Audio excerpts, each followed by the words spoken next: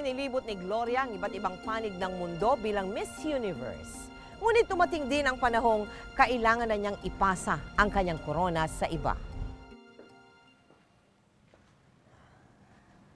Oh, namumutla ka. Dapat siguro hindi na kita pinutuloy sa pageant na to. Ma, obligation ko na ipasa ko yung crown ko sa bagong Miss Universe. Pero nilalagnat ka pa eh. Hindi ka dapat nila pinupuwersa. Ako, yung mga TV reporters na yan, napapanood ko ha. Muntik ka na matulak sa stage kanina nung dinumog nila yung bagong Miss Universe. Ma, okay lang ako. Malapit na rin naman matapos yung pageant eh. Mawawala na rin ang lagnat ko. Pwede na rin ako magpahinga. Oh, inimpake ko na lahat ng gamit mo ha. Pati yung mga regalo sa'yo. Naku, ang dami-dami pala. Baka ma-excess baggage tayo.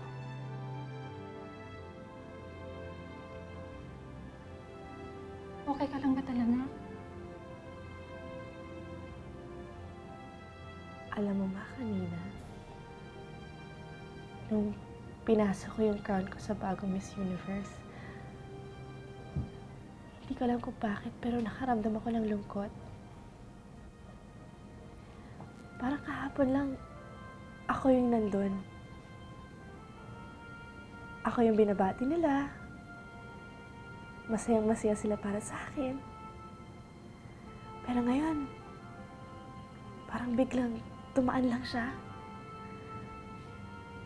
At nawala yung isang magandang panaginip.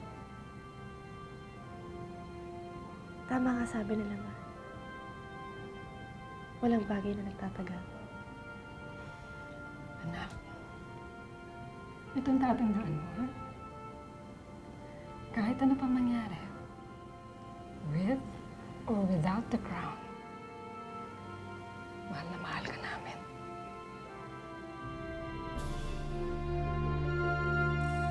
Matapos ipasa ang korona, nagpatuloy si Gloria sa paglalakbay sa iba't ibang bansa. Nang magpasya siyang bumalik sa Pilipinas noong 1974, isang panibago at hindi na namang inaasahang oportunidad ang darating sa kanya.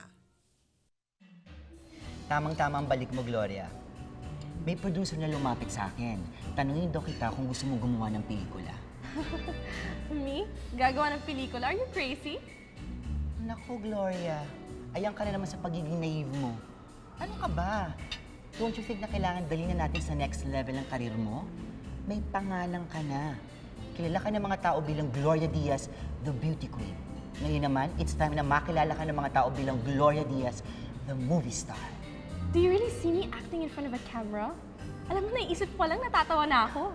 Gloria, hindi biro-birong pelikula ito. Aba, magaling na direktor ang magdidirect sa'yo. At sino naman yun? Si Celso Ad Castillo. Kung tawagin siya ay si Kid. Kakatapos lang niya gawin ang pelikulang Patayin sa Sindak si Barbara. What? Well, it's a horror movie but very well made. Ang importante, box office takilya. Kaya kailangan tanggapin mo na to. Eh, ano naman ang title na magiging pelikula ko? Perfect. Perfect ang title for you. Eh, ano nga? Ang pinakamagandang hayop sa balat ng lupa. Ikaw yun. Hi, Gloria. Hello. Nasaan ang gamit mo? Check ko lang sana yung mga costumes sa dala mo eh. Eto. Eto lang. Oo. 15 days ang shooting natin dito. Eto lang ang dala mo. Well, wala naman nagsabi sa akin na kailangan ko magdala ng maraming gamit. Ay nako, baguhan ka pa talaga. Well, anyway, papautos ako sa palengke para bumili ng kamison mo at yun ay susuotin mo.